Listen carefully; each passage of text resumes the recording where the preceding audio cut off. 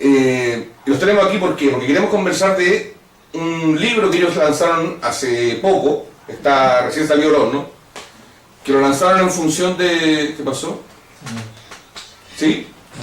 Que lo lanzaron en función de resolver una gran duda que siempre tenemos los que estamos relacionados con medios alternativos, con radio comunitaria, que es cómo sostener una radio comunitaria, cómo pensar una radio comunitaria. Así que nada, les queremos dar la bienvenida. Hola Francisco, hola Pablo. Hola, ¿qué tal? Gracias. Gracias. ¿Cómo están? Bien, muy bien. Disfrutando de este pre-foro Sonodoc y haciendo este tipo de cosas para encontrarse con amigos y amigas, conversar, seguir pensando la comunicación, así que bien, felices. Qué bueno que nos hayas podido visitar aquí en ECO, qué bueno que hayamos podido coordinar para poder conversar de cómo sea este libro que habla de la radio comunitaria. Para nosotros, nos hemos encontrado en otros momentos del camino con Francisco, pensando la radio comunitaria, produciendo para la radio comunitaria. Feliz de conocerte también y compartir contigo, Pablo. Igualmente. Porque siempre fueron nutrirse de las experiencias del otro lado de los Andes. En la experiencia de radio comunitaria y de movimientos sociales hemos aprendido que tenemos que pararnos sobre el muro y mirar lo que está pasando en Argentina, Uruguay, Perú, México. De esa forma nos nutrimos también y mejoramos los procesos que estamos llevando al interior de nuestras organizaciones. Ustedes son parte de CPR, cuéntanos qué es CPR. Bueno, el Centro de Producciones Radiofónicas es una organización que es un centro de trabajo que forma parte de una ONG más grande que trabaja otros temas, pero nosotros concretamente trabajamos el derecho a la comunicación desde la perspectiva del fortalecimiento de la radio a la que llamamos social, para englobar a la radio comunitaria, la alternativa, la popular, también la universitaria, la radio indígena, y el trabajo lo hacemos en torno a algunos ejes, como el de producción de contenidos libres para radios de este sector, la capacitación, la incidencia, la investigación. En ese sentido es que escribimos articulitos, papers, hacemos algún que otro libro como el que nos encuentra acá, y además hacemos producción y mucho también de apoyo cuando se puede a experiencias de radio comunitaria, tratando de hacer incidencia en políticas públicas con temas legislativos y otros, y en incidencia también en la opinión pública, tratando de difundir la existencia de este tipo de medios, que nos parece que es un bastión importante para el fortalecimiento de la comunicación como un derecho. Así que ese es como nuestro trabajo hace ya más de 10 años. Tiene más de 10 años el CPR. Así es. O sea, han vivido toda la etapa de ley de medios. Estamos atravesados por toda la experiencia de la sanción de la Ley de Servicios de Comunicación Audiovisual, que en su momento nos encontró trabajando fuerte para analizar lo que venía siendo el proyecto, lo que era la letra de la ley, lo que iba a ser la ley, para intentar generar mayores garantías y mayores beneficios a este sector que definimos como el de los medios sociales, el de la radio social, y eso también un aprendizaje grande, porque es un proceso que aún no termina, que ha tenido 1000 bemoles y que es interesante de estudiar, de conocer y también de darle seguimiento, que es lo que intentamos. En este contexto de reflexión que tuvieron ustedes y de paso por pensar colectivamente en diferentes redes, ¿qué ley era mejor? ¿Cómo pensar una radio social? ¿Cómo pensar un medio de comunicación social? ¿Cómo el Estado debe legislar al respecto? ¿Por qué CPR decide centrar una investigación, centrar una mirada en la sostenibilidad de los medios? En pensar cómo levantar y cómo sostener una radio comunitaria. Bueno, primero que es una preocupación que de alguna manera, si bien nosotros con el libro tratamos de indagar en profundidad en lo que es la sostenibilidad de las radios comunitarias, es una preocupación que tienen todas las radios comunitarias, no solamente de Argentina, como es el caso de las radios que forman la muestra del libro, sino básicamente de todas las radios comunitarias de todos los países que conocemos. Y el libro también surge a partir de una propuesta de UNESCO, que es con quien quien hizo el apoyo a esta investigación a través del Programa Internacional del Desarrollo de la Comunicación. Surgió justamente la propuesta de indagar sobre las radios comunitarias argentinas a partir de unos indicadores que tiene desarrollado UNESCO para el buen funcionamiento y el sostenimiento de justamente medios comunitarios. A partir de adaptar esos indicadores, pues nosotros en una primera lectura vimos que había algunas cuestiones que por ahí no encajaban con la realidad de las radios comunitarias, populares, alternativas, lo que llamamos redes sociales en Argentina. A partir de eso desarrollamos de alguna manera esta investigación que tiene tal vez una lógica propia, una metodología que la fuimos inventando en el hacer, y llegamos a este libro que tiene justamente entrevistas en profundidad con 11 radios de distintas partes de Argentina, algunas entrevistas las que pudimos hacer en persona o a través de internet. Nos dedicamos todo el tiempo que pudimos, hay entrevistas de 1 hora, de 2 horas, incluso una entrevista de casi 3 horas hicimos, hablando en profundidad con radios que con algunas tenemos más cercanía, por el camino recorrido, por los años en que venimos trabajando en el CPR, y otras radios que no, que directamente tal vez las contactamos por primera, segunda vez, y no hubo, digamos, ningún prurito en hablar de este tema, que nosotros lo vemos y encaramos la investigación pensando que tal vez costaba un poco hablar del dinero, de la guita, de cómo las radios se sostienen. Hay con proyectos que tienen 10, 20, incluso en Argentina hay casos de radios comunitarias que se sostienen hace 30 años, con autogestión, con independencia y sorteando un montón de problemas, porque la sostenibilidad de radio comunitaria no es fácil en ningún caso. Cuando ustedes definen de sostenibilidad, ¿desde dónde lo están definiendo? Porque hay diferentes conceptualizaciones que se han hecho en América Latina sobre la sostenibilidad. Tanto Amargo tiene, radialistas.net, las radios libres también hoy día, la red de radios libres define algo como sostenibilidad. ¿Dónde encontraron ustedes el camino para definir sostenibilidad?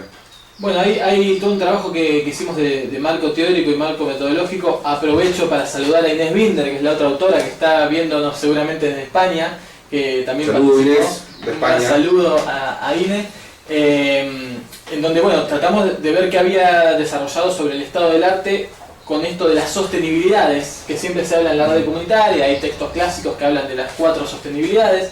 Nosotros lo redujimos, lo reagrupamos en 3 grandes grupos de sostenibilidad para entender que la radio comunitaria tiene una sostenibilidad que es multicausal y que en realidad la sostenibilidad política y comunicacional, la sostenibilidad organizacional, la sostenibilidad económica van de la mano, se influencian, pero reconociendo eso, que siempre lo que se habla de que las radios comunitarias por eso sobreviven, dijimos, ok, sabemos eso, la literatura habla de eso, pero vamos a centrarnos, reconociendo ese desarrollo, ese camino teórico, en lo que es, como decía Pablo recién, lo económico, lo administrativo, lo financiero, la plata, cómo se generan ingresos, cómo se administran, hacen balances, planifican, qué tipo de fuentes buscan, qué tipo de fuentes les rinden más, qué modelos creativos han implementado, cómo toman a sus participantes en base a relación o no con un salario,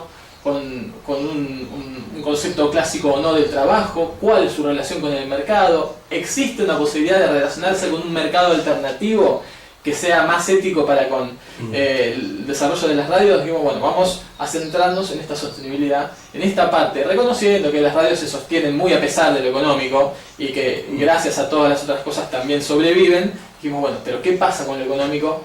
Que ahí sí, revisando bibliografía para tomarnos de algunos conceptos, hemos realmente encontrado muy poco de textos que hablen no ya de gestión, que por ahí hay más, sino de economía.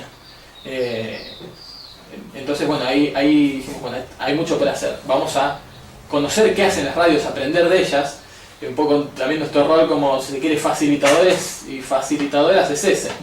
Hay radios que tienen casi 30 años que de algún modo se sostuvieron. Antes de decirles qué es lo que tienen que hacer, nosotros desde una oficina que no tiene que salir al aire 24 horas por día, vamos a escuchar qué hacen. Entonces fuimos a radios, hicimos una muestra que no podía ser exhaustiva por los recursos con los que contábamos, una muestra diversa, radios más viejas, más jóvenes, más chicas, más grandes. Bueno, a ver qué hacen, cómo se generan ingresos. Y ahí sí, hacer un trabajo de análisis, trazar regularidades, ver qué funcionaba más, qué funcionaba menos, qué cosas opinábamos que podían reformarse. Entonces, como también lo encaramos la investigación, saliendo, haciendo como un rastrillaje de todo lo teórico que podemos encontrar, generando estas modificaciones de los indicadores que está diciendo Pablo disponibles, generando una teoría propia, pero sobre todo yendo a las radios a escucharlas. Estamos conversando con Francisco Godínez y Pablo Fischer argentinos, compañeros radialistas también, que están hoy día conversándonos sobre una creación, una investigación que ellos lanzaron en Argentina sobre la sostenibilidad de la radio comunitaria, sobre cómo pensar esta economía que decía Francisco, esta necesidad de pensar cómo sobreviven los medios comunitarios. Sabemos que Argentina, y también para nosotros en Chile es un tema, tenemos un gran desarrollo de medios sociales, en algunos casos se nos precariza, en otros casos se mantiene, pero la pregunta por la economía, por cómo sostengo económicamente la disputa por la palabra que hago cotidianamente con una antena, con un transmisor, es una pregunta que a todo el continente y en todas partes del mundo nos ronda, nos interroga, porque queremos mejorar también la gestión de las radios comunitarias, queremos disputar con mejores herramientas, por lo tanto la pregunta por las lucas, por los dineros, es siempre pertinente. ¿En qué momento se hizo esta investigación? ¿Cuándo fue hecha esta investigación? Esta investigación la hicimos a lo largo de... sería mediados del año pasado, y con alguna parte finalizando, bueno, sobre todo las entrevistas que eran bien extensas, y queríamos, como contaba recién Francisco, seleccionábamos una muestra, queríamos buscar radios significativas de ciertas características, y algunas de las entrevistas las terminamos en marzo de este año, y el libro estuvo listo en fines de mayo aproximadamente. Nos llevó un año de investigación con distintas etapas, que algunas se fueron desarrollando, digamos, si se quiere, en forma despareja, ¿no? Teníamos una gran cantidad de entrevistas hechas y luego terminamos el marco teórico, el marco metodológico, una parte, un capítulo muy extenso sobre lo que tiene que ver con las políticas de comunicación, y luego también fuimos completando algunas cuestiones que nos parecían importantes, algunas experiencias de radios que han hecho algunos pasajes o que tienen alguna transformación en los últimos años, o con alguna estrategia que nos dijeron, esa red tiene una estrategia muy particular de financiamiento, tratar de incluirlas tal vez sobre el final de la investigación para terminar redondeando como sea. ¿Con qué se encontraron? Con varias cosas. En las conclusiones pudimos trazar algunas interesantes. Primero, bueno, poner blanco sobre negro algunas cosas que por ahí intuíamos o que sabíamos, pero la cosa es ir a buscarlos y trazar esas regularidades y poder sostenerlo, valga la redundancia, con la investigación. Esta idea de que las radios, a pesar de lo económico, siguen vivas, se sostienen. ¿Cómo hacen para que esa generación de dinero no agote el trabajo cotidiano, pero que haya una planificación sesuda para entender lo económico como una variante que les va a permitir ejercer el rol social o el objetivo político? Como conclusión, agregar a la definición de radio comunitaria algo que tampoco veíamos en la bibliografía, que es el hecho de que tienen múltiples y diversas fuentes de financiamiento. Entender a la radio comunitaria, que también por ahí es una verdad de perogrullo, pero que nadie lo había dicho, digamos, tan concretamente, que parte de la esencia de la radio comunitaria también es tener acceder a múltiples y diversas fuentes de financiamiento. Esto que quiere decir que, bueno, pocas fuentes de financiamiento grandes es muy difícil conseguir para una radio comunitaria, y además entra a afectar el tema de la independencia y el tema ético.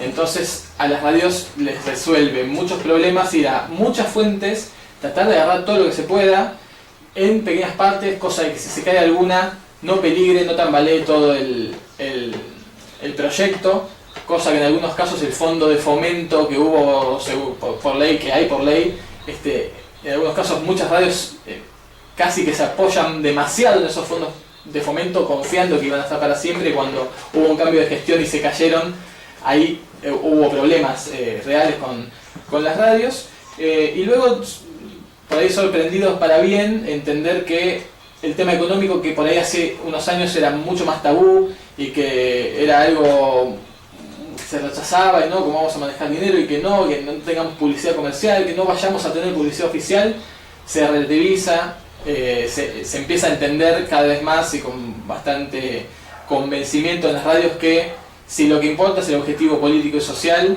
en realidad vale la pena generar recursos por ese bien mayor, digamos. Sí. Obviamente con límites éticos, de saber hasta dónde se cede en lo editorial, en la forma de gestionar, en los contenidos por un ingreso. Y ahí también descubrimos que cada radio es un mundo y que cada radio tiene que explicitar o tener bien claro al interior de su experiencia cuál es su modelo ético-económico, cuál es su equilibrio entre la necesidad de recursos y digamos, la voluntad de salir a buscarlos, con hasta dónde llegan, hasta dónde ceden en lo ideológico, en la forma de gestión. No sé si, ¿qué otra cosa? ¿Vamos? La pregunta era porque en el fondo, yo sé que el tema, aquí en Chile también el tema de la economía de las radios comunitarias es un tema tabú.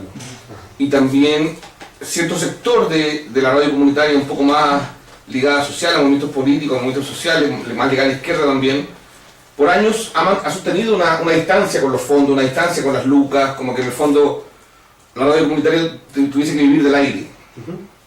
Y también hay una épica en eso, hay una épica comunicacional en sostener, de decir que yo no recibo fondos de nadie, yo no recibo ni un peso de nadie, solamente autogestión, que nosotros también lo vemos aquí en Chile, pero también eso se transforma, con una mirada histórica, en una dimensión que precariza también e impide levantar el discurso social de las radios comunitarias. Las radios comunitarias que deciden, por otro lado, sí meterse con fondos, cualquiera que este sea, reciben críticas, tienen que dar un complejo debate interno también, pero pueden sostener con mayor fuerza su discurso comunicacional. Ahí está el equilibrio y... Claro. ¿Ustedes se encontraron con estas diferencias también? ¿Con qué otras matrices habían? ¿Qué otras posturas? Sí, hay radios, digamos, que también por el desarrollo de años que tienen, estas luchas, estas discusiones las tienen saldadas, o por lo menos llegan a consensos y luego van avanzando con otras discusiones. Pero también aparece, yo creo que tiene mucho que ver con las redes de radios comunitarias argentinas. Bueno, primero fueron fundamentales las redes en lo que tiene que ver con la lucha, por ejemplo, de acceso a los fondos, como el FOMECA, que una vez ganada esa lucha, está el fondo, es para el sector es un derecho ganado. Esos fondos, que tal vez en otro momento sí recibir fondos del Estado hubiera sido visto como una especie de traición a los códigos éticos, porque siempre el Estado es visto como, bueno, el otro, el enemigo. Cuando hay luchas ganadas como esta, el acceso a los fondos, por ejemplo, en los casos que tenemos entrevistados en el libro, vimos que se daba en todos los casos. Claro, se comprende que de alguna manera, como era una lucha ganada, era un derecho obtenido, hacer uso de eso no lleva a justamente estos conflictos que vos decías. Después sí, con otro tipo de fondos o con tal vez publicidad comercial, o un banco puede anunciar en nuestra radio. ¿Queremos que un banco anuncie en nuestra radio? ¿Sí o no? ¿El banco quiere anunciar en nuestra radio? También tampoco es fácil, digo, ¿no? Sí. O ejemplos como decir, bueno, Coca-Cola nunca va a anunciar en nuestra radio. Bueno, Coca-Cola tal vez no quiere, pero tal vez si quiere, por ahí tener el debate saldado o hacer el debate en el momento. Las radios funcionan muchas veces con asambleas que debaten esto o semanalmente o mensualmente, de acuerdo siempre al tamaño de cada proyecto y a la organización interna. Pero aparece, bueno, por ejemplo, sobre publicidad comercial, digamos. La publicidad comercial es vista como una herramienta posible para todas las radios. Pero lo que vimos, por lo menos entre las que entrevistamos y también en otros casos que conocemos, es que no está muy desarrollada. La publicidad comercial, es marginal en la torta de ingresos de las emisoras. Un poco también, el que entra a una radio comunitaria quiere hacer comunicación, no salir a vender espacios, a buscar anunciantes, que es un problema. Que también es un trabajo interno de hacer comprender que también hace el sostenimiento, que es un valiosísimo rol ese, y ver cómo hace cada radio, si medio tiempo hace su programa y el otro medio tiempo sale a buscar publicidad, ver si, digamos, esa forma de salir a buscar publicidad comercial se puede anclar en el barrio y ser una herramienta más de inserción con la comunidad de proximidad. Hay varias cosas que nos parece que por falta de tiempo, por falta de interés o de ganas, o porque se van saldando los baches económicos de otra forma, la publicidad comercial, si bien todos la tienen como una posibilidad y la usan, no es tan pesado en el armado del presupuesto de cada radio. En Argentina, recordemos que el libro Como Sea habla de ¿cuántas radios? ¿Son 11 más una? podemos decir. Son 11. 11 radios de la muestra y hicimos una entrevista más a una radio que es solo por internet, Ajá. sobre todo para controlar la Sí, variable emisión por onda, ver si tener el proyecto de una radio independiente, alternativa, sin lanzarse a montar una antena, a conseguir permisos, Sí. desagotaba obligaciones económicas que hacían más perdurable y sostenible un proyecto. Entonces entrevistamos a una radio alternativa, independiente, que es solo por internet. Ahí nos encontramos cosas como que está bien, tienen mucho menos gastos que una Claro. y mucho menos problemas legales quizás que una radio tradicional, pero todavía no está visto como un lugar tan fuerte donde anunciar. Las empresas no confían Claro. en una radio por internet para pautar, no han podido acceder a fondos de publicidad oficial con publicidad del Estado, entonces una de cal y una de arena. Pero quisimos ver una experiencia para también ver cuánto hay de esa promesa de que no peleen más por las frecuencias porque todo va a internet, pronto va a ser todo por internet, a ver cuánto hay hoy por hoy de eso, cuánto Sí. es promesa y cuánto es realidad. ¿No? No, preguntaba porque, para contar también a la gente que nos está viendo y compartiendo con nosotros, que en Argentina las radios comunitarias sí están habilitadas a pasar publicidad. Sí.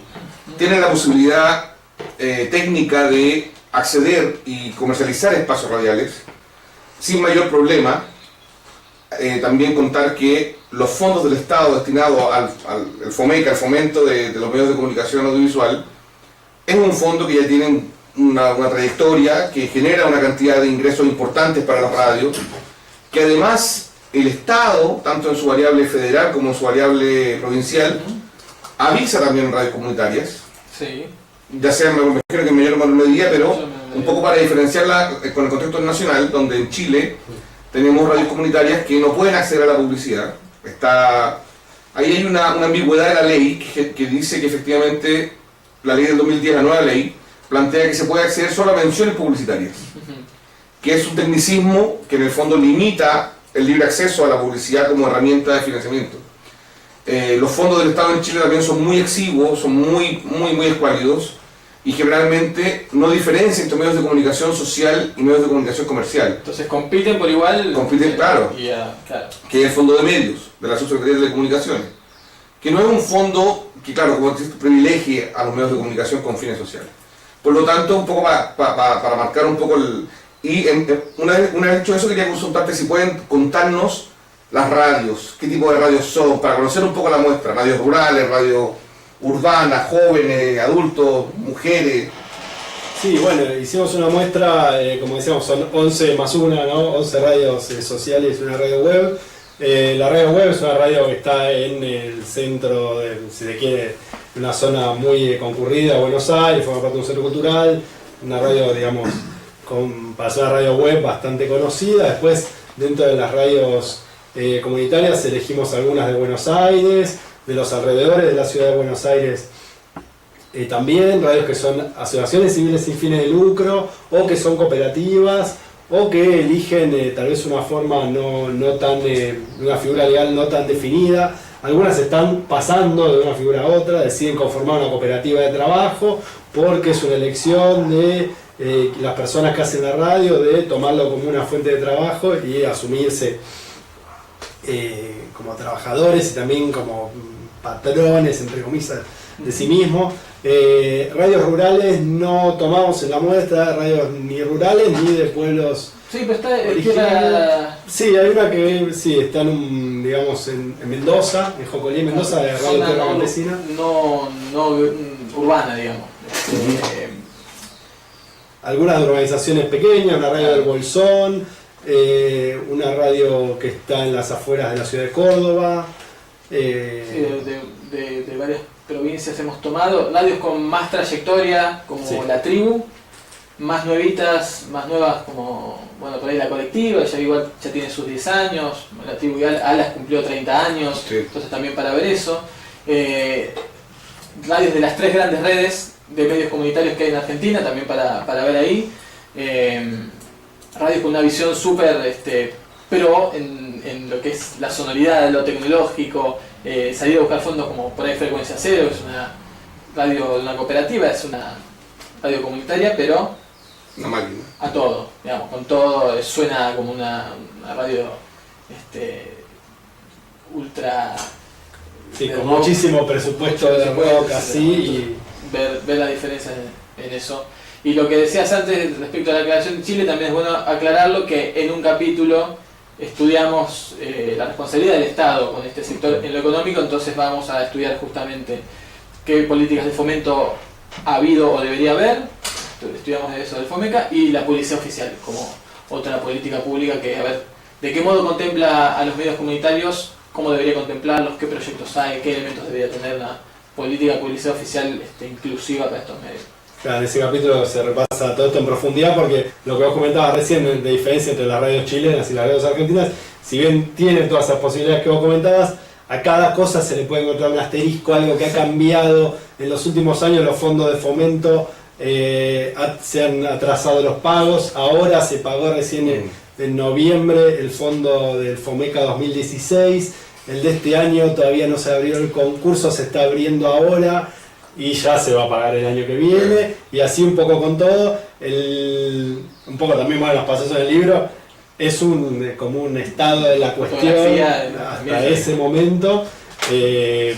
Por ejemplo, en el momento que salió el libro, había un Ministerio de Comunicaciones, que en este momento no existe más en Argentina. Esas cosas que son divertidas de nuestro país, que siempre nos mantienen en movimiento, ¿no? Porque a la vanguardia, ¿no? A la vanguardia. Uno analiza cómo funciona el Ministerio de Comunicaciones, sacás el libro y se disuelve el Ministerio de Comunicaciones, pasa todo lo que es la autoridad de aplicación de la Ley de Servicios de Comunicaciones Audiovisual, que sigue vigente, pero con un montón de reformas a la espera de una supuesta nueva ley que en algún momento dice que habrá, que estamos esperando como si fuera un mesías medio que no sabemos si es un monstruo o un salvador. Todo eso, claro, llega un momento que hay que hacer un corte con lo que es políticas públicas, sobre todo, es el estado de la cuestión ahí, los elementos positivos y negativos de lo que había. No, una fotografía compleja, porque nosotros de acá seguíamos de cierto proceso. Intervenían organismos públicos, los desintervenían, cerraban, destituían cabezas, caían, volvían a ponerlo, ¿no? Lo que pasó en el AFCA. O sea, las políticas de comunicación han sufrido viento de todas partes en Argentina Una montaña rusa emocional ha sido la comunicación en Argentina en los últimos años. Bueno, pero también da cuenta de cómo hoy día los procesos de restauración conservadora en América Latina, los procesos de disputa de poder también pasan sí o sí de la mano por el control de los medios. Pasan por la legislación, por la regulación de quién tiene la palabra hoy día. Volvamos al tema de las radios. Quería preguntarle, cuando ustedes hablan de estas radios, de esta tan diversa muestra de radios, algunas que tienen un gran desarrollo comunicacional, otras que tienen un desarrollo tecnológico un poco menor, etc. ¿Hay alguna relación entre un desarrollo económico con el desarrollo del curso político o comunicacional? ¿Puedo yo igualar una buena radio que comunica muy bien a una buena radio que gestiona buenos proyectos, que gestiona bien su economía, o no necesariamente es así? Yo creo que en general las radios a las que hemos visitado con esta investigación tienen muy claro su proyecto político y comunicacional, sea por fuera, y después lo que sucede son variables en las formas de generarse los ingresos, pero creo que igualmente el norte, el objetivo, el rol para el cual trabajan está muy claro y se reconoce en la programación. Después, claro, algunos lo harán con más esfuerzo, otros con menos, otros pondrán más esfuerzo en conseguir fondos para hacer las cosas con más calidad, si se quiere, o retribuyendo mejor a los miembros de la radio. Otros lo harán con mucho más voluntarismo, en el sentido de tener equipos de voluntarios, militantes, etcétera. Pero creo que cada radio, ¿no?, tiene como bien clara su agenda, sus objetivos, y claro también que eso no va a ser modificado por la fuente de financiamiento, que es un tabú que existe, es un miedo que existe, pero que de a poco las radios empiezan a entenderse también con el poder suficiente de seguir adelante su agenda, más allá de dónde vengan los ingresos, ¿no? Ocurría que de radios, por ejemplo, con esto contábamos hace un rato del atraso de los pagos de los fondos de fomento, había radios que tenían muy claro que esos fondos de fomento podían servir para hacer una inversión puntual, para algún proyecto puntual de la radio, pero tal vez no meterlo en el sostenimiento estructural del proyecto. Por ahí las radios con más experiencia, con conocimiento de tener esta cantidad de fuentes múltiples y diversas de sostenimiento, vieron que eso no era tal vez lo mejor, decir, bueno, que esto forme parte para pagar salarios, por ejemplo. Y no, lo hicieron para renovar un estudio, comprar equipos, hacer por un ahí producto completo. hacer algún producto, un disco, un libro, y de esa manera poder aprovechar esos fondos, pero que si el fondo no estaba, no se cayera, digamos, el proyecto. Tal vez radios sí surgidas en los últimos años con el impulso de esos fondos, sí han tenido problemas y por ahí, digamos, se han caído, ¿no? Estamos conversando con Francisco Godínez y Pablo Fischer sobre sostenibilidad de las radios comunitarias en Argentina. Ellos realizaron como CPR una investigación que da como resultado este libro, que se llama Como Sea, muy buen nombre, que da cuenta efectivamente de todas las múltiples posibilidades que tienen hoy día las radios comunitarias para sostenerse, o los caminos que están buscando para sostenerse en Argentina. ¿Qué estrategias encontraron? ¿Cuáles fueron las estrategias que encontraron Bueno, para buscar recursos? ¿Cómo se busca recursos de la radio hay una comunitaria? tablita que tiene las distintas formas. Publicidad comercial, publicidad oficial aparece el alquiler de espacios a programas independientes que no son de la tira diaria o del grupo de gestión de la radio. Aparecen quienes tienen la posibilidad de tener un espacio físico, la explotación de ese espacio, un bar, un centro cultural, hacer eventos fuera de la radio, fiestas, festivales, venta de merchandising, remeras, poleras, ¿no? Gorras, lo que sea. En algunos casos hacer producción para terceros, ¿sí? Productora de contenido, ¿qué más? Son un montón. No, después aparece una estrategia que es muy interesante para muchas redes, pero les cuesta un poco desarrollarla, que es un formato tipo club de oyentes, o de alguna manera generar una comunidad que haga algún aporte mensual o tal vez periódico, no tanto. Eso a muchas redes les interesa, pero cuesta implementarlo, lleva mucho trabajo, gente requerida. Algunas radios dentro de la muestra lo están utilizando. Hay otros casos exitosos que no nos tocó entrevistarlos para el libro, pero que también les funciona. Por ahí, de acuerdo a las características del proyecto, ¿no? Por ahí una comunidad barrial lo puede resolver más rápido el tema del cobro. También, bueno, pensando en otras estrategias fuera del club de oyentes, se usa o se piensa en el crowdfunding o financiamiento a través de plataformas online. Por ahí sí para algún proyecto puntual, bueno, vamos a sacar un libro, vamos a sacar un disco para tal campaña. Después es dimensionada también el trabajo voluntario o mal pago, es dimensionada con una variable económica que permite el sostenimiento económico, ¿no? Es la participación de sus miembros, muy a pesar de su sostenimiento personal, por suerte es tenido en cuenta como una variable que también es una variable de sostén económico.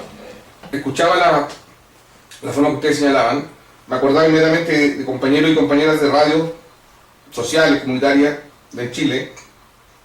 Cuando hablaban del club de amigos, el club de oyentes, me acordé de Radio San Joaquín, una radio comunitaria también de mucho tiempo, que también ellos han trabajado mucho esa experiencia de tener un club de amigos que se quema un equipo y el club de amigos va a conseguir un equipo al otro día porque van a hacer las monedas para comprar el equipo. Pensaba también en esta necesidad, por ejemplo, de hacer discos o cosas así también que lo han hecho compañeros. Mencionar, por ejemplo, el caso de Radio Placeres, que con la autogestión de muchos eventos, la fiesta, el mega evento placerino durante algún periodo, fue la forma también de hacer mucho plata. El plato único bailable, no sé, hacer cosas así que en Chile la autogestión es una característica muy resguardada por los medios. Les gusta decir somos autogestionados.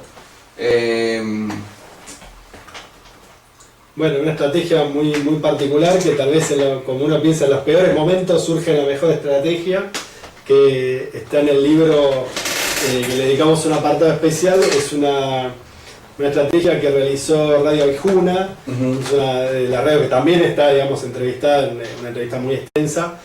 Aprovecho que estoy hablando de las entrevistas para decir que en el sitio web, el cpr.org.ar/como sea, ahí está todo el libro en PDF, todas las entrevistas completas no están en el libro, porque si no se hubiera quedado Sí. 1000 páginas, la Biblia de la sostenibilidad. Pero bueno, en el libro sí hay obviamente muchos fragmentos de las entrevistas y hay un apartado especial de esta estrategia de financiamiento de Radio Aijuna, de Bernal. Es una radio que está cerca de la capital, lo que se llama el conurbano bonaerense, que desarrollaron tras una tormenta, fue como una especie de tornado, una cosa así, se desvoló la torre de transmisión. O sea, habían quedado no solamente sin antena, sino también sin torre, sin la posibilidad de transmitir, y lanzaron, después de pensarlo mucho tiempo, y tal vez ahí aparece la creatividad en ese momento terrible, desarrollaron una campaña de bonos impresos, eran unos bonos autoadhesivos, que se llamó Un Diego para la Torre.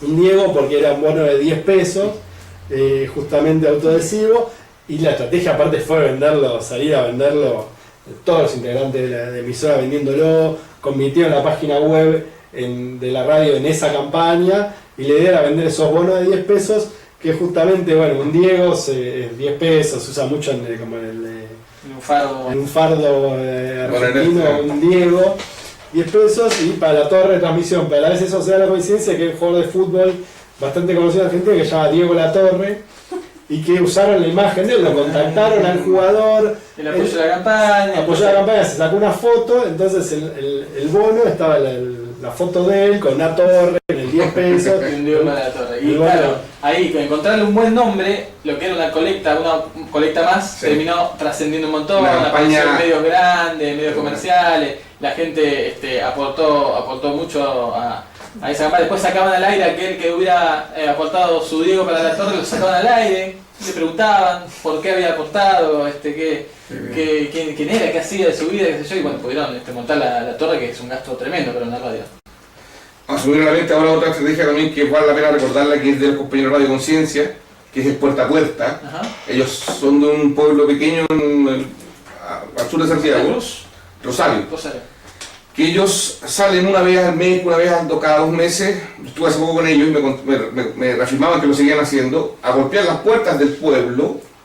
Cada puerta recorren, no sé, unas manzanas del pueblo para decir: hola, somos de Radio Conciencia, queremos pedirle que nos escuche, que nos apoye con un tarrito. Ajá.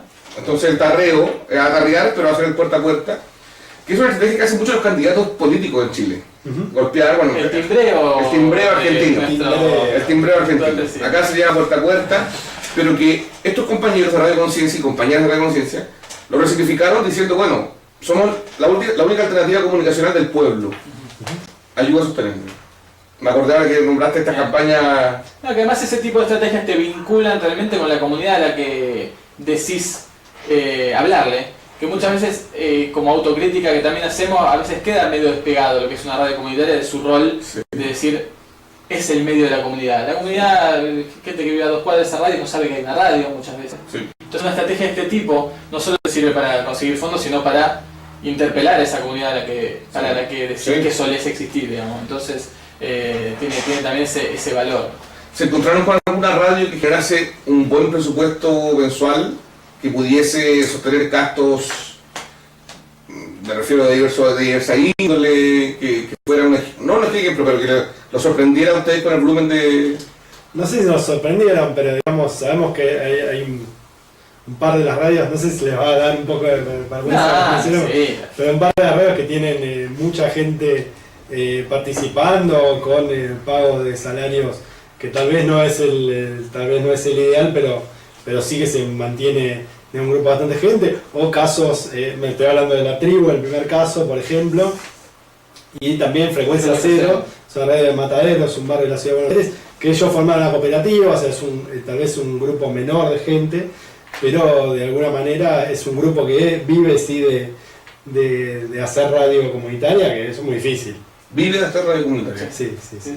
Es un grupo tal vez, digamos, no tan grande. Pero los miembros de cooperativas tienen todos sus retiros como cooperativa, y los estudios tienen la última tecnología y van a donde hay un fondo que se abre donde puede participar, están ahí, tienen al día todo lo que es el tramiterío, hacen planificación, balance, están los papeles impecables, entonces están tomado con esa seriedad el tema porque han visto que de esa forma es donde pueden generar un espacio que se autosostenga y que no se les vaya la gente, sino que venga, ¿no? Sí. Eso creo que es uno de los casos fuertes.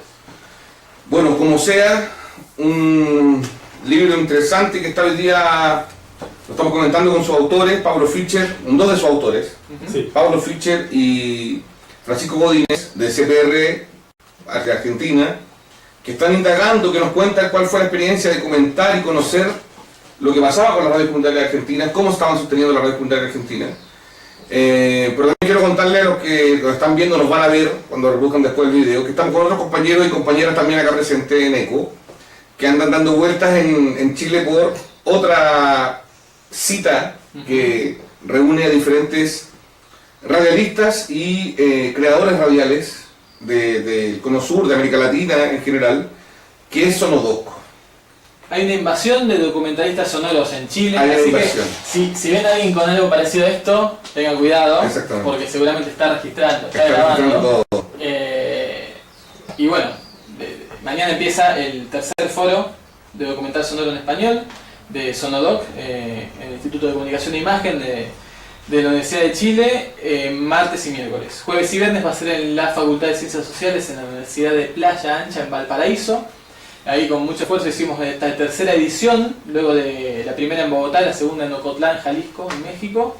Entonces por eso tenemos a los miembros fundadores de Sonodoc por acá dando vueltas, y a muchos invitados internacionales y locales que van a estar dando mesas, conferencias, talleres, escucha colectiva, caminata sonora, registros en lugares, todo para tratar de que la radio sea un poco más linda. Múltiples actividades que hay entonces para pensar una nueva forma de hacer radio. Queremos invitar también, por favor, a Pita que se Entren sume, a la escena. entra en el set. Ella es Pita Cortés de México. Pita Cortés de México, documentalista, de las mejores documentalistas de América Latina. Y con ustedes, señoras y señores, Alejandro Cornejo Montivero. ¿Cómo estás, Alejandro? Gracias por venir. Bueno, de Perú, paisajista sonoro y también miembro fundador de Sonoro. ¿Cómo están? ¿Qué tal? Con una compañera de México, compañero de Perú y dos compañeros argentinos que están... Y fuera del cuadro está Carol Torres, que Sí, es por la favor, coordinadora del CPR de nuestra sede en Perú. Un holding, Así que esto, ¿eh? es un holding. Y grabando por ahí en algún lugar, Charlotte Charlotte de Bouba, francesa residente en Colombia, que es diría la impulsora de esta locura. Carla Lechuga Holguín está en México, que es otra de las miembros fundadoras que no pudo venir. Y Juan Carlos Roque, cubano, que reside en Holanda durante mucho tiempo, trabajando en el departamento para América Latina de Radio Nederland, es también miembro fundador de Sonodoc y está acá para contar su experiencia en el foro. O sea, tenemos documentalistas sonoros de diferentes lugares del globo terráqueo en Chile, pensando las sonoridades, pensando el relato de historia, pensando cómo el sonido habla también, la humanidad habla a través del sonido. ¿Cómo estás, Pita? feliz escuchando. Somos sonido. Somos sonido, fundamentalmente, exactamente. ¿no? Somos sonido. Y platicando aquí con los amigos que los extraño muchísimo. No, en mi país es realmente muy difícil encontrar con gente, encontrar a personas que estén interesados en el tema, que lo desarrollen, que lo trabajen. Entonces cuando me encuentro con ellos es así como la locura, porque digo, por fin alguien me entiende en este mundo. Uno pensaría que México tal vez es un espacio, un país donde hay más desarrollo de una radio distinta. Tenemos la Bienal de Radio de México, tenemos un montón de... Cuéntanos. Tenemos, no sé, a nosotros nos imaginamos el movimiento de radios comunitarias, como que México tuviese más espacio para el documental sonoro. Todo eso es historia. Todo eso es un mito. Todo eso, la gente comenzó a desaparecer de las instituciones y las personas que impulsaban todo este movimiento están ahora pues localizadas, dispersas, despedidas de los lugares donde fundaron todo esto.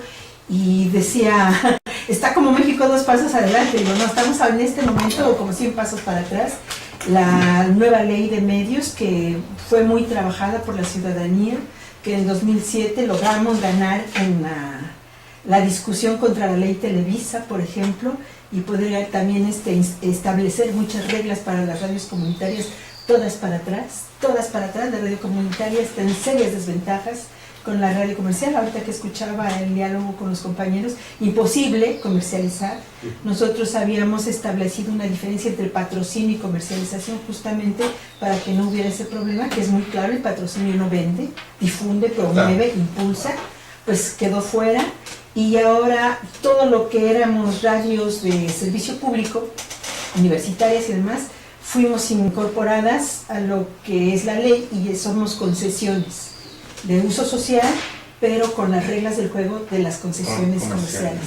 Entonces, con todas las desventajas del mundo, platicábamos esto un poco después de comer y de repente pareciera que quisiéramos regresar a esos momentos, porque aunque había muchos problemas con las radios comunitarias para su supervivencia, ahora están en serios conflictos. Nos acaban de desaparecer toda la plataforma de lo que era un avance importantísimo en lo que es la Defensoría de las Audiencias, y la Cámara de Industria de la Radio y Televisión estableció que hay un solo defensor para más de 1.500 radiodifusoras, por ejemplo, ¿no? Y hace poco también leímos, en el México, ¿no?, que estaban viendo las formas de canalizar ahora la transmisión sin licencia.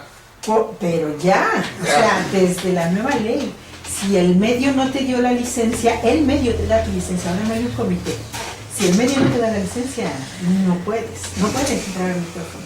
Avances y retrocesos que tenemos en América Latina. ¿Cómo está Perú? ¿Qué cuenta Perú? ¿Qué narra? ¿Qué se escucha hoy día en Perú? Pita empezó bastante fuerte, ¿no? Sí. Bueno, vamos a continuar ahí. En ese mismo tono. Sí, claro. Creo que la crítica es importante. Creo que no hubo crítica del medio durante muchísimo tiempo, pero una crítica real hacia adentro de nosotros mismos, de lo que estamos haciendo en las radios, si estamos haciendo radio o no, qué estamos haciendo. De hecho, yo hace algún tiempo vengo tratando de imponer un concepto que no es radio. Eso que escuchamos en los hertz son empresas de programación automatizada, ¿ok? O si quieren, softwares de programación automatizada.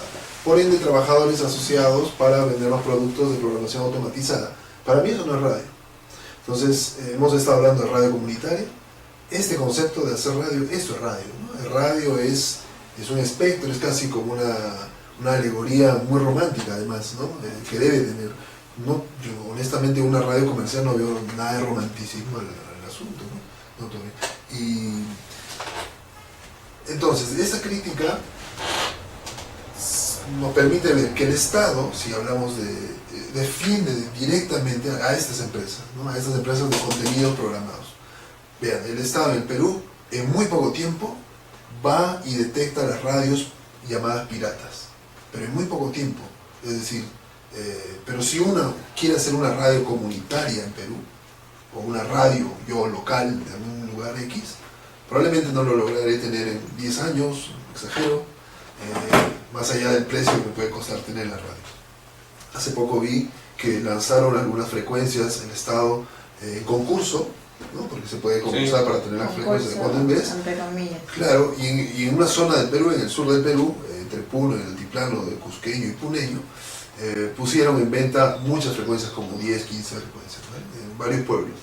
Y es muy raro que la misma persona compró estas mismas y es una persona asociada a un partido político. Entonces no hay un filtro, y es evidente porque se compra y se vende en momentos previos a campañas. Sabemos que las radios en lugares alejados geográficamente son una herramienta fundamental. Entonces hay mucho que revisar desde la crítica de contenido, políticas, concepto, y cuando hablo de concepto, revisar quiénes trabajan en radios, en medios. Normalmente, en Perú, yo siempre voy a hablar de mi país y voy a criticar esos sistemas, el 80%, voy a ser bueno, ¿ok? El 80% de gente que trabaja en radio no sabe radio, nunca ha hecho radio, y son gente de televisión, sí, o de otras cosas. Entonces, ninguno de nosotros, los que estamos aquí, trabajamos en los grandes medios de nuestros países, donde ganas $12,000 al mes, y donde, pues así se gana, ¿no? Casi como la televisión, tampoco nos importa, pero nosotros estamos en la radio hace 20 años, 15 años. 40. Pita, por favor, no puedo decir. ¿Se dan cuenta? Entonces hay algo que está mal. Sí. ¿Quiénes enseñan a esos que están haciendo contenidos programados constantes, cotidianos, robotizados. ¿Cómo se hace esto? Por eso nos acercamos a las universidades nosotros. Queremos cambiar desde la raíz, por lo menos abrir una ventana donde se puedan enterar estos interesados futuros en los sonidos, en la radio, en la comunicación, en el paisaje, en lo que esté alrededor, en la experimentación, y que sepan que no solamente hay el contenido programado de decir hola, buenos días, aquí estás en tu magazine matutino, bla bla bla bla bla, es la misma rollo de todos los días, y presentar la canción y despedir y poner una tanda en los 15, en los 30, lo que vamos a hacer. Bueno, nosotros acá también en Chile hemos conversado mucho, no a ese nivel, que tienes mucha razón tú, de efectivamente sostener que lo que hoy día se hace no es radio. Nosotros lo analizamos desde el punto de vista de la dictadura de los formatos, cómo nos obligamos a hacer un noticiero de tal forma. Y si no es así, no es noticiero. Como si fuese la única forma. ¿Por qué? ¿Por qué? Nos obligamos a tener un matinal, porque son los formatos que ya están hechos, los formatos que la gente compra. Nos obligamos a tener... Bueno, y no te cuestan, están probados. Están probados. Entonces no hay experimentación, no hay riesgo tampoco. Nos obliga, aquí en Chile, pues imagino que en América Latina en general deben ser los programas de la mañana que te informan con un poquito de buena onda o un poquito de mala onda. Tú eliges cuánta buena onda quieres. El matinal larguísimo, donde en las tardes las revistas noticiosas que se ríen de algo, en la tarde los programas de la hora del taco, que son los programas de la hora del atochamiento.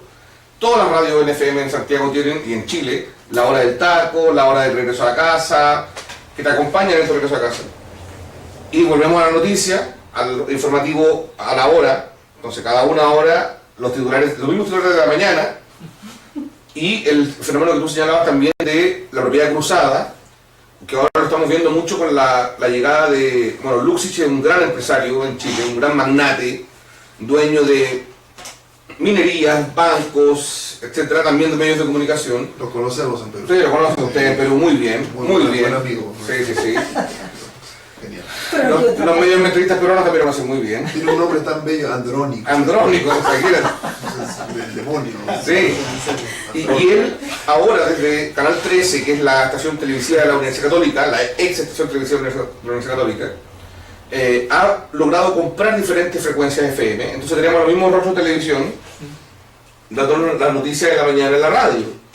El monopolio de la voz que tú ya escuchaste hace 15 años en la televisión, que ya sabes que es probada, como decías tú, y que no va a fallar diciendo las menciones comerciales de los mismos avisadores que ya escuchaste en televisión, es un fenómeno muy fuerte, muy violento para la democracia de la palabra, podríamos decirlo.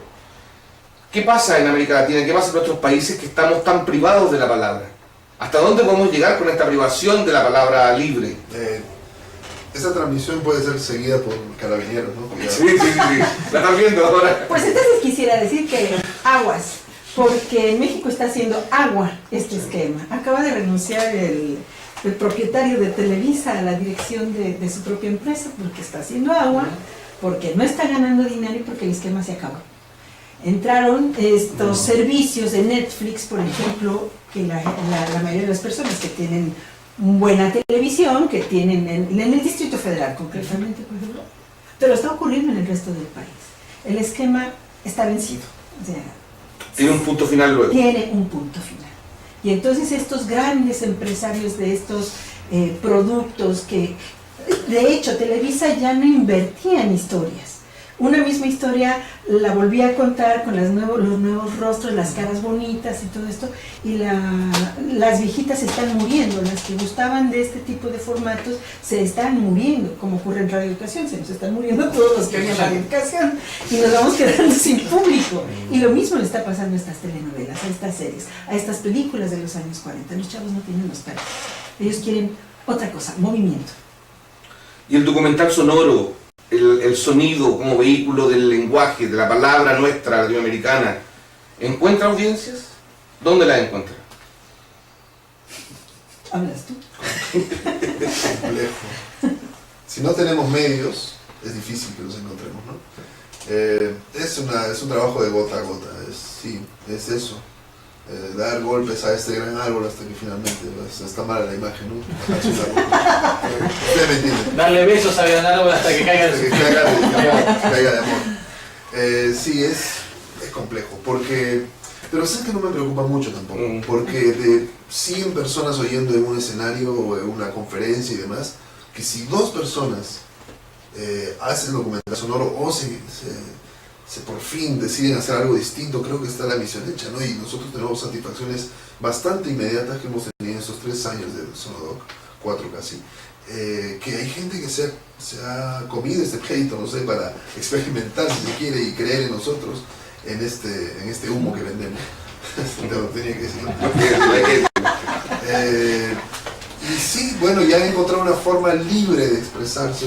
Una de las cosas que me gusta del documental La Libertad que podemos ofrecer, cuando se acerca alguien novel o un estudiante y dice, quiero hacer un documental sobre una historia de un cantante, hazla. Pero va a tener, hazlo. Y tal, también es posible. Y esto es posible. Es solo estética. Sí. Y la estética es tuya, ¿no? Es una cualidad que tenemos innata. Entonces, la estética que vas a compartir estéticamente con otros, además. El medio, lo verás. Puede ser un boca a boca, un CD, un USB, una radio, puede ser cualquier lugar. Entonces, me preocupa así un poco la difusión. No es masiva, pero tampoco... La creación te libera. Sí. La creación... Pero ya viste, ya se posicionó, es artista, no es periodista. No lo dije, no. Hay un debate interno en Sonodoc. Sí. ¿Son artistas o son periodistas? Sí. Entonces ha habido discusiones. Más arte, más comunicación. Sí. Ha habido discusiones y memes también, que y memes. es lo más importante a veces. Pero creo que lo importante es eso, es lo que tú quieras. Sí. Y ahí es donde realmente es muy importante el factor creativo. Es interesante, ¿no? Porque el proceso de crear una cosa tan compleja como un documental, porque es complejo, es un documental, porque es una larga historia en el tiempo, tienes que dedicarles a hacer un proyecto, hacer tu esquema mental, físico, todo, ver las posibilidades de financiamiento, etc. Pero en este proceso se te van a ocurrir otras cosas y empiezas inmediatamente a crear otras cosas, sí. Un libro, una historia, un cuadro, una composición paisajística, creas muchas cosas porque estás inmerso en un espacio de creación constante. Eso me parece interesante. Creo que entre los amigos de Sonodoc, por ejemplo, no tenemos nada en común, ¿no? En realidad nos llevamos muy mal. Entonces solo el momento que nos llevamos bien es crearlo, ¿sabes? Sí. La grabadora nos une. Sí, la grabadora nos da libre. El sonido. El sonido.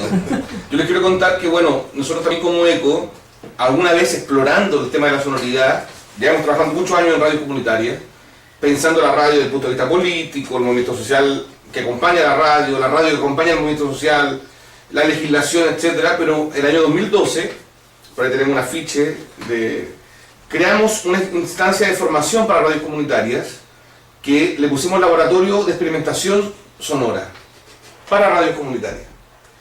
Fue una actividad formativa que duró 4 sábados, donde invitamos solamente a radios comunitarias a pensar la estética de sus sonidos, y también a liberarnos un poco de estos formatos, a liberarnos un poco del programa de radio. Tengo un programa de 1 hora, mi programa es de tango, mi programa es de rock, mi programa es de punk, o mi programa es de mujeres, mi programa es de... a olvidarnos de la tematización que es parte de la dictadura mediática.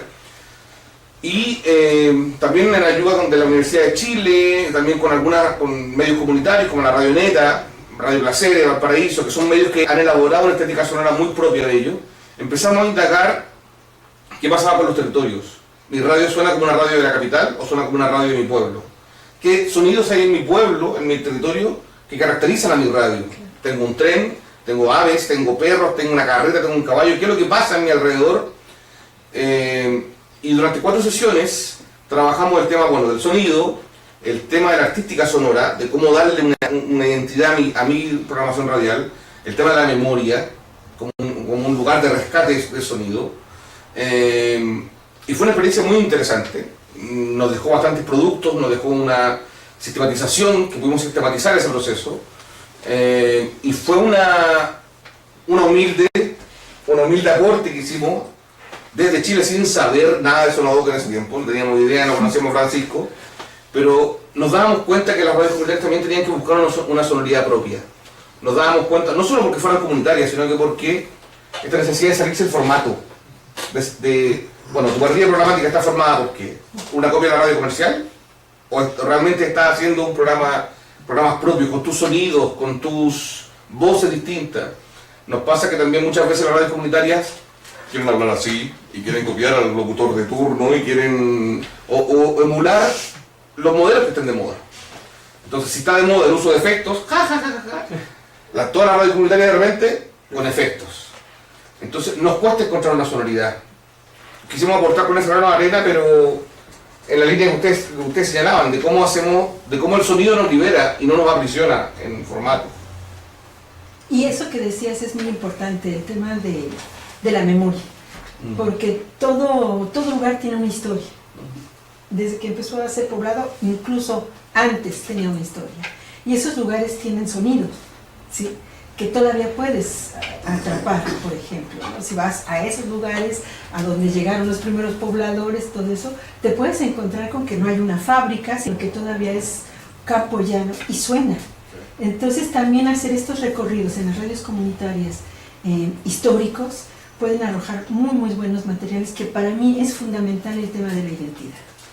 Es una exploración que comentaba con los compañeros que hice este año con unos niños de una escuela, y no les metí nada de documental sonoro, surgió a principios del siglo XIX, del siglo XX, nada. El taller se llamó Taller de Juguetería Sonora, y de lo que se trató fundamentalmente fue de ponerlos a explorar sensorialmente el sonido, y luego decirles, esto que quieres captar con este oído, puedes captarlo de esta manera con un micrófono de tales características y demás. 12, 13 años, es la actividad que se viene a presentar a Chile por primera vez, y es darte cuenta de que la exploración a través del placer sensorial, pero hablando de su historia, es otra cosa. Entonces estos niños que conocían un testimonio de lo que fue el acueducto del Padre Tembleque, hoy están dispuestos a hacer la guerra por defender ese lugar. Hicieron sus productos, vienen en grabaciones de 6 minutos y demás, y no les tuve que decir nada del documental sonoro, pero sé que si después les damos una charla sobre documental sonoro, como decía Cornejo, van a estar sensibilizados. Y eso es lo importante, es lo que nos hemos planteado. ¿Cuánto tiempo tome? A mí, la verdad, no me importa, me queda media hora. Pero por lo que pueda realmente hacer en esta media hora, para mí será suficiente y gozoso. Verlos a ellos ya es gozoso.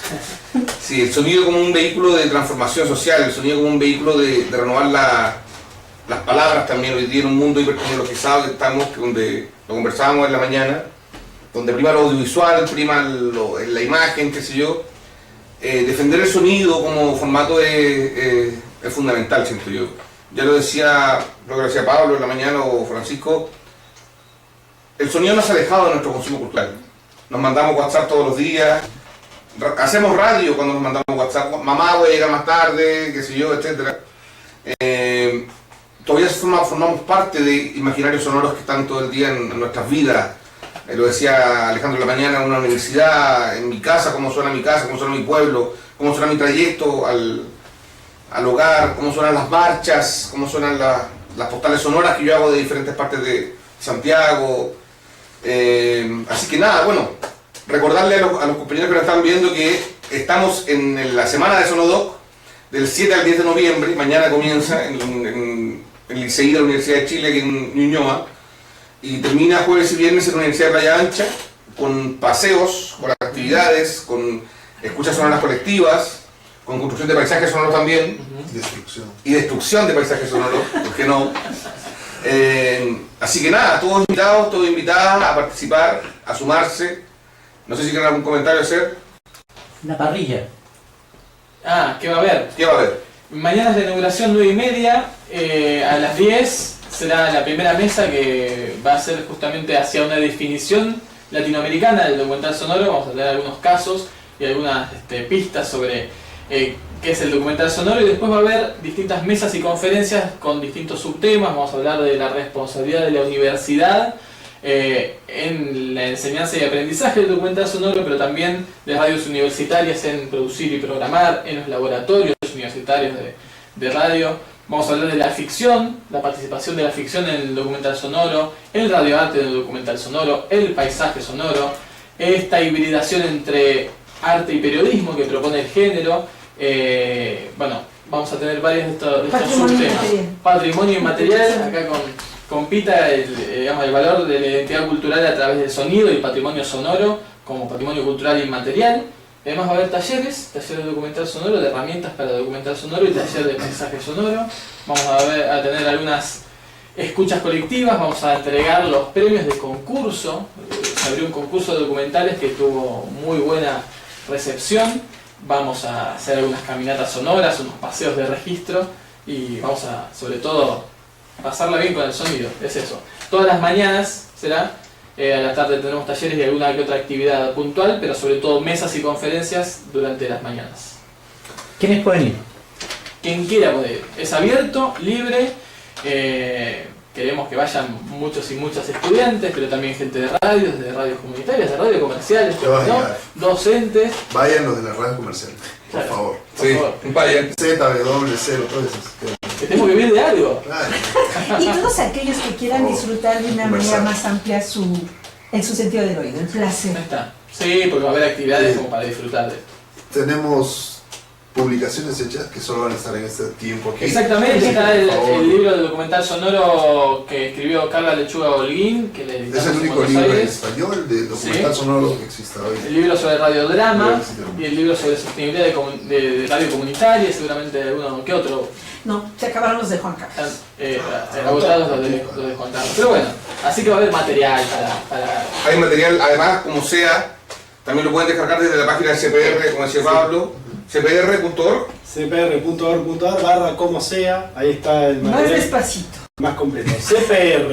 cpr.org.ar /como sea. Sí, y lo más importante, mucha gente de afuera que está viniendo a compartir sus experiencias se aprovechen de acercarse, de preguntar, de conocer, de escuchar. Tenemos a Pita, tenemos a Alejandro, tenemos a Juan Carlos que viene desde Holanda, Charlotte de Colombia. Bueno, está para aprovechar porque están acá para eso.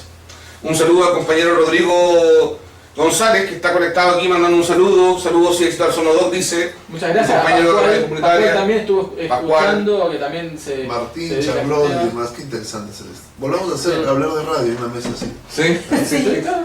Y bueno, saludamos a todos los que nos siguieron, a todos los que nos van a ver después de que esta transmisión se suba. Agradecidos de los compañeros, de las compañeras, de las compañeras que vienen de Perú también. Un aplauso, por favor, entre nosotros mismos. Y nos vemos en otro evento de ECO. Gracias. Chao.